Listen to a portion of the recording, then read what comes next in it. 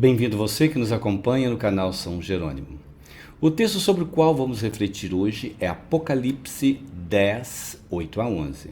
Trata-se da vocação profética do apóstolo João.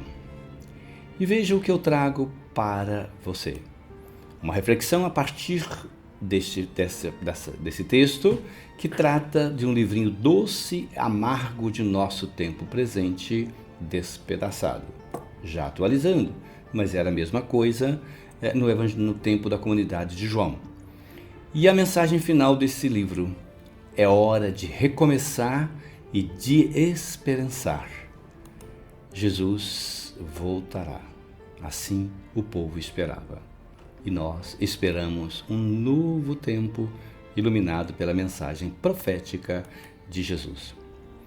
Apocalipse, em grego, significa tirar o véu do momento histórico atual e dos eventos futuros daquela época e para nós hoje. Apocalipse também pode ser traduzido por revelação, como fez o latim. Mas, no entanto, não se trata de uma revelação diferente daquela dos outros livros da Bíblia. Vejamos qual seria, então, que revelação seria essa? O livro do Apocalipse faz parte de um bloco que chama Literatura Apocalíptica, que tem muitos outros textos, e que começou por volta do ano 200 a.C., antes da Era Comum, e foi até o ano 200 da Era Comum, então antes e depois de Cristo. E esse movimento surgiu para substituir um movimento profético. Você conhece os livros dos profetas na Bíblia. No profetismo bíblico, um profeta denuncia e anuncia um novo tempo. Na apocalíptica, a comunidade profetiza. Então, nisso está uma diferença muito grande no profetismo, que termina do ano 200 antes da Era Comum e inicia esse movimento profético. Então, apocalíptica é uma profecia popular. Apocalíptica até que pode falar de medo, mas o livro do Apocalipse não é um livro de medo e de pavor, como pensam alguns, mas é um livro de esperança. João, escrevendo este livro do Apocalipse por volta do ano 95 da Era Comum, na ilha de Patmos, na Grécia, recorda a perseguição do cruel imperador Domiciano, que reinou entre 86 e 96. E João, então, alimenta a esperança de um novo tempo para os cristãos. Jesus estava prestes a voltar. O contexto, portanto, da comunidade joanina era de perseguição aos cristãos, de martírio, de dificuldades para viver. O imperador era visto pelos cristãos como uma besta indomável e cruel. Aliás, o seu nome era Imperfeição Total, 666. Por causa dos falsos líderes que se diziam cristãos e da perseguição dos judeus, o desânimo, a tristeza, a vontade de parar, de lutar, tomava conta das comunidades. E João, então, vai alimentá-las com a esperança profética. As tradições judaicas e cristãs escreveram outros apocalipses. Você sabia disso? Temos, por exemplo, o Apocalipse de Abraão, de Adão, de Moisés, de Baruque, de Enoque. Todos esses textos, na sua grande maioria, foram considerados apócrifos, isto é, não inspirados por judeus e cristãos. Os cristãos reconheceram como inspirados somente o Apocalipse de João.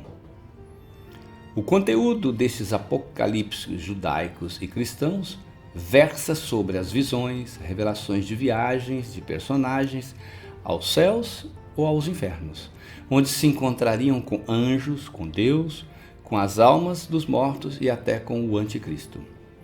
Os apocalipses são difíceis de serem interpretados?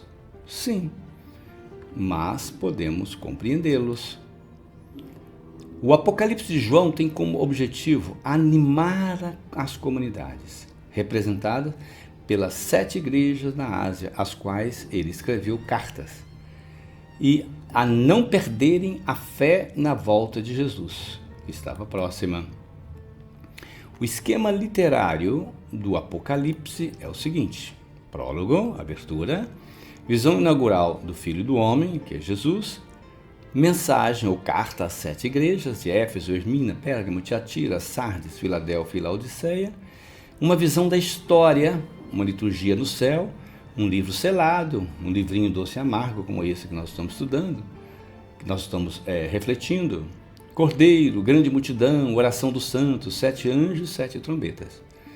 O conflito grande e um julgamento, o dragão e a mulher, as duas feras, o cordeiro e as 144 mil, e os 144 mil, 7 taças da ira e do julgamento de Deus, a cidade prostituída e seu julgamento, a derrota do dragão e o reinado de 1000 anos e o julgamento final. Por fim, o sonho de um novo céu e uma nova terra, representado também numa Jerusalém celeste. E, evidentemente, para terminar, a grande mensagem, Jesus que começa escrevendo o Apocalipse termina, o autor dizendo, ele voltará, com a frase célebre, Maranatá, Maranatá, ele voltará. Para ler o livro do Apocalipse, o grande desafio é o de entender o significado dos seus símbolos, a sua linguagem enigmática, isto é, verde não é esperança, sinal de esperança, mas de doença, de peste e de morte. Babilônia não é Babilônia, mas Roma. Não podia falar de Roma, então falava de Babilônia, a grande prostituta. Na época da ditadura militar no Brasil, o recurso da linguagem apocalíptica também foi usado por muitos músicos, escritores, cantores. Recorda aqui Gilberto Gil e Chico Buarque, que em 1973 compuseram Pai, afasta de mim este cálice. Música censurada e gravada posteriormente. Fazendo alusão à censura militar, que matava e torturava, eles uniram a paixão de Cristo com o sofrimento da nação brasileira, descortinando aquele tempo presente, ao escrever, dentre outros versos, o seguinte, você pode conferir essa música e até mesmo cantá-la. Pai, afasta de mim este cálice, Pai, de vinho tinto de sangue. Como beber dessa bebida amarga, tragar a dor, engolir a labuta, mesmo calada a boca resta o peito. Silêncio na cidade não se escuta. Belíssimo. Denúncia apocalíptica, profética e cheia de esperança. Retomando o texto do Apocalipse que inspira a nossa reflexão, Apocalipse 10, 8 a 11, ressaltamos que eles fazem parte do corpo do livro, da visão da história. João se sente chamado a profetizar diante das nações. Pena que para que isso aconteça, ele tenha que comer um livrinho aberto. No capítulo 5 do livro do Apocalipse, fala-se de um livro selado, lacrado, com 7 chaves, o qual está nas mãos de Deus, e somente Cristo ressuscitado é que poderia abri-lo. Esse livrinho aberto do capítulo 10 representa a história, a qual já estava desvelada, passada a limpo. Todos sabiam o que estava acontecendo. E é esta realidade que João deveria comer. O desafio de João era o de interpretar os fatos da história. Isso vem dito então no fato que ele devia comer o livrinho para sentir o gosto amargo e doce do seu tempo presente. Comer e saciar-se de seu conteúdo, ainda que ele fosse amargo. Não bastava o doce entusiasmo da primeira hora do cristianismo. Era preciso enfrentar as dificuldades advindas da besta romana, as amargas perseguições e os sofrimentos causados pelos romanos. A profecia alimenta a esperança. Profetizar é nadar contra a maré, é mudar o rumo da história. É demonstrar que Deus, o Senhor da história, passou o seu poder para Jesus. A ressurreição de Jesus é prova de que ele é o vencedor. Isto animou os cristãos da comunidade joanina e deve animar a todos nós, povo brasileiro, nesse tempo pós-eleição. A amargura e sofrimento em tempos difíceis, de ruptura nas famílias, na sociedade, na política e nas igrejas que nós estamos vivendo, devem ser o ponto de partida que alimenta a profecia e a nossa esperança. Unamos nossas forças em prol de um mundo melhor, um Brasil melhor, sobretudo para os empobrecidos.